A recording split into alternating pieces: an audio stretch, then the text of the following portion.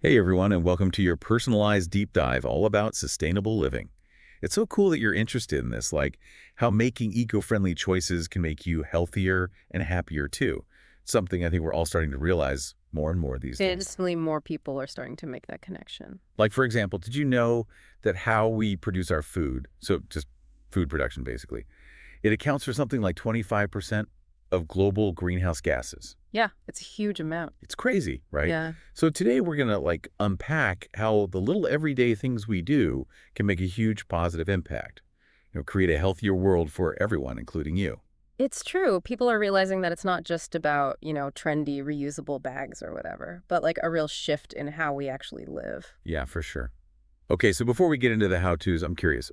When we say sustainable living, what does that actually mean? So sustainable living, it really comes down to making choices that support well-being, long-term well-being, Yeah. our environment, our society, and our economy. It's about recognizing that like today's choices have consequences for tomorrow. So it's bigger than just saving the planet. It's about creating a world that works for everyone. Exactly. And that includes you. This isn't some abstract concept. It's about the health of your family, your community, and those who come after us. I like that it makes it real. Okay, so I know you're probably ready to jump into action. What are some things that we can do today to start living more sustainably? Well, I think something that a lot of people find pretty easy to start with is like reducing waste and recycling. Yeah, that seems pretty straightforward. Although sometimes I'm like, is my little recycling bin really making a difference in the grand scheme of things? Oh, it absolutely does. When you recycle, you're giving those materials a second life, right? You're conserving natural resources like timber water and minerals, all those things that go into making new products. And then plus, you're cutting down on the pollution and greenhouse gases from manufacturing. Okay, that makes me feel better about diligently rinsing out my yogurt containers. So besides recycling, what are some other ways that we can reduce waste on a daily basis? I mean, just think about simple swaps, like bringing reusable bags to the grocery store, having a refillable water bottle that you carry around, or even bringing your own mug to the coffee shop. I heard that reducing waste can actually have a direct impact on our health, not just the planet's health. Is there any truth to that? Yeah, there definitely is. For example, a lot of everyday products are made from plastic, which often contains chemicals like BPA, and that can be harmful to our health in the long run. So by choosing reusable alternatives like a metal straw instead of plastic, a bamboo toothbrush, you're actually minimizing your exposure to those potentially harmful substances. Wow, I never really thought of it like that. It's really interesting how these small choices can make such a big difference. They protect the planet and our health. Yeah, it all comes back to that idea that everything's interconnected. What we do impacts the world around us, and then that impacts us right back. That's a great point. Now, you mentioned earlier that food production is a major contributor to greenhouse gas emissions. Can you tell me a little more about that? Yeah, of course. So we said food production is responsible for about 25% of global greenhouse gases, and a big chunk of that comes from the meat and dairy industry. 25%? That's huge. Yeah. So are you saying that we all need to go vegan to make a difference? Not necessarily. Even making small reductions in the amount of meat and dairy you consume can have a pretty big impact. Maybe you could try something like meatless Mondays, or just incorporating some new plant-based recipes a few times a week. So finding a balance that works for you. Exactly. And the good news is there's more and more research showing that plant-based diets are linked to lower risks of chronic diseases, like heart disease and diabetes. It's a win-win for your health and the planet. Now, what about buying locally? How does that tie into sustainable living? Well, when you buy locally, it reduces the distance your food has to travel, which means less transportation and lower greenhouse gas emissions.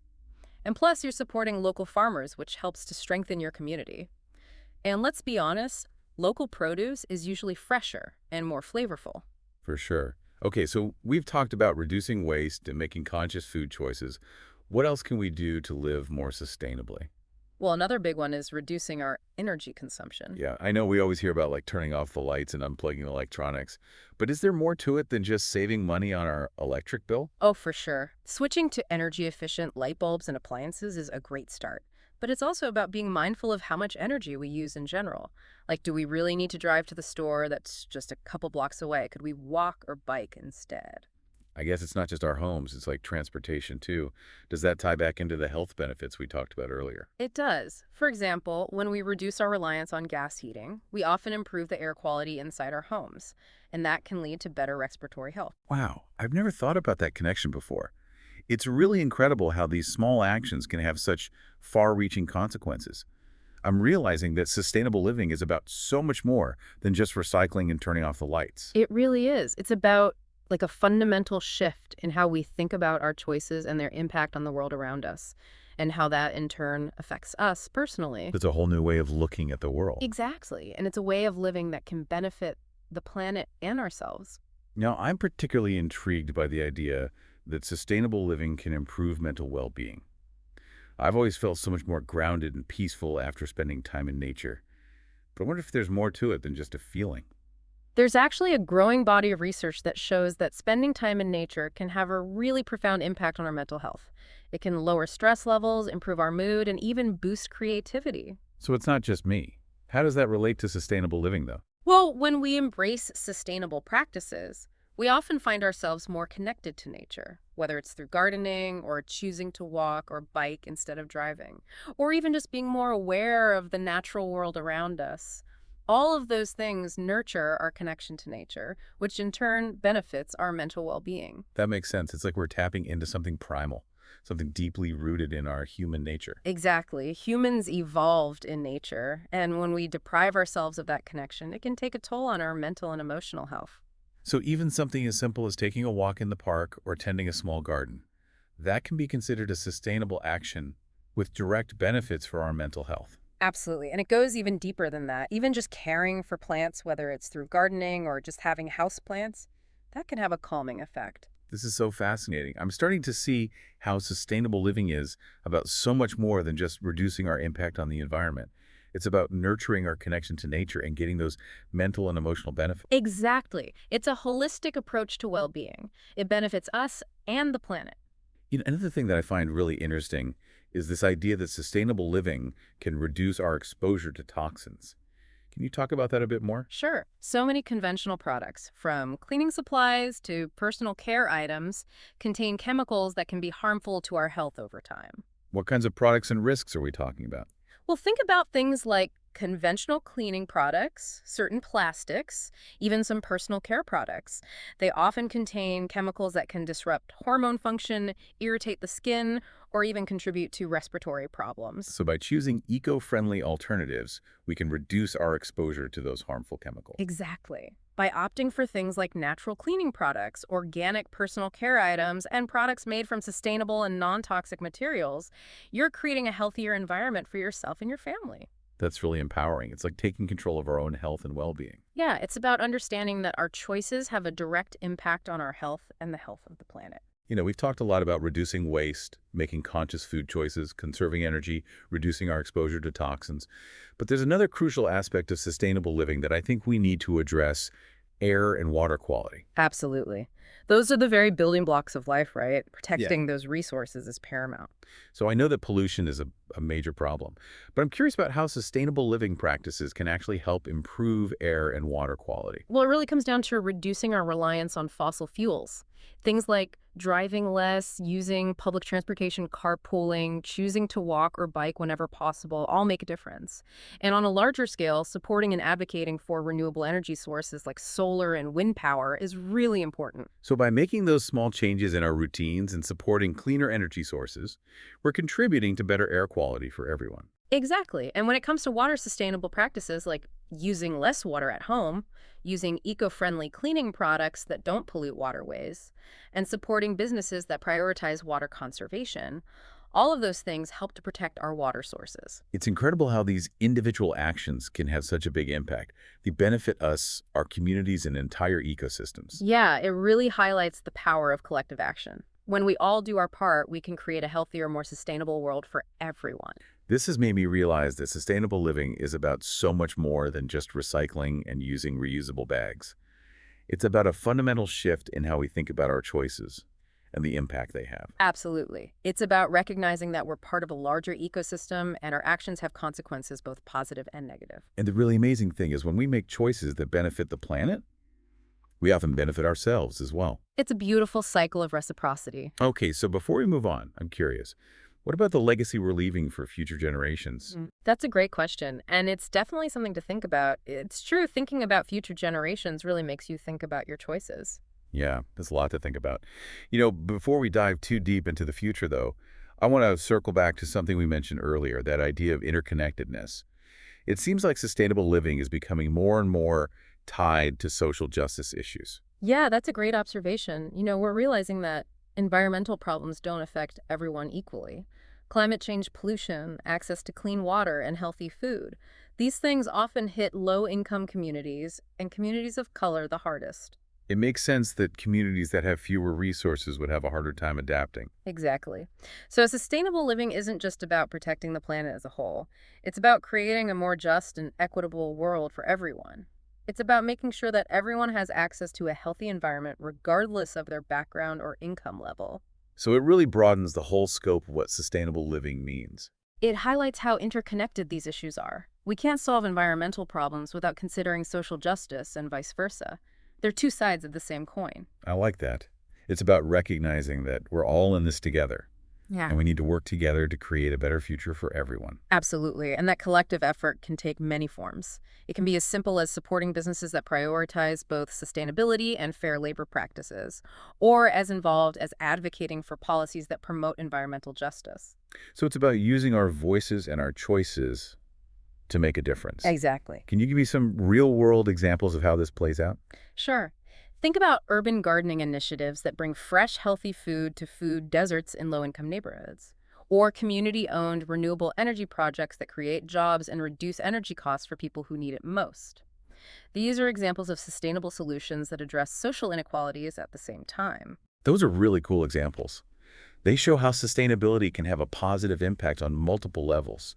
It's not just about individual choices.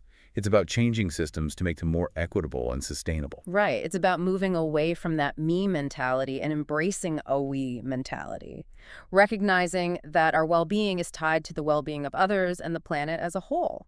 This is all so eye-opening. I feel inspired, but I have to admit, it can feel overwhelming sometimes. There's so much information out there. Where do we even begin? I totally get that. It's easy to get bogged down by the scale of it all. But remember, it's not about being perfect. It's about progress.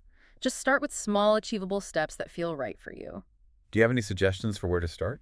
Well, one simple thing you can do is just be more mindful of your consumption habits. Pay attention to what you're buying, where it comes from, how it was made. Choosing products that are durable, repairable, and made from sustainable materials is a great way to start voting with your wallet. So being intentional even with everyday purchases. Yeah. And remember, it's not about deprivation or sacrifice.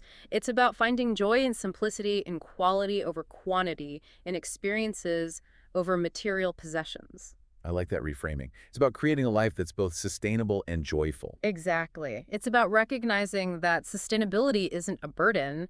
It's an opportunity to live a more meaningful life. And remembering that we're all part of something bigger than ourselves. Yes, we're part of this incredible web of life that connects us all. Our choices can shape that web and make it more resilient. Absolutely. So it's not just about what we do, but how we think.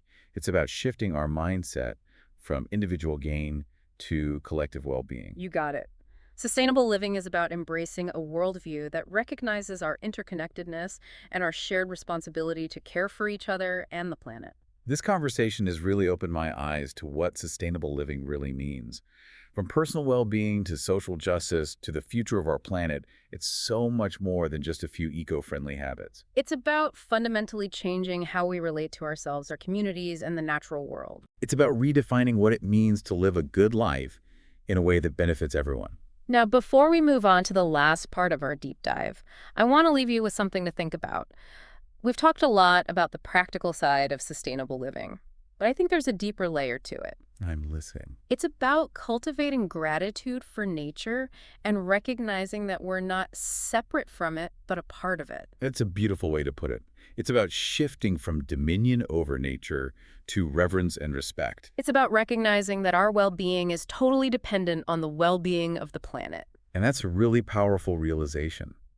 It can inspire us to live in a way that honors that connection and helps both us and the planet. It's a beautiful way to approach life. So building on that idea of gratitude and connection, I have a question for you, listener. What if, instead of seeing sustainable living as a set of rules or a checklist, we approached it as an act of love? I love that. What a great way to think about it. Love for the planet, love for our communities, love for ourselves. It changes sustainable living from a chore to something we enjoy. It's a way of showing gratitude for this planet and our commitment to a world where everyone can thrive. That's a great message to carry with us as we move towards a more sustainable future. Now get ready, because in the final part of our deep dive, we're going to explore some of the coolest new innovations and trends in the world of sustainability. We'll be back soon. Welcome back to our deep dive. We're wrapping things up with a look at what's on the horizon for sustainable living. I'm really excited about this part. Me too. There's so much innovation happening right now. It's really encouraging. Okay, so what are some of the most exciting things you're seeing out there?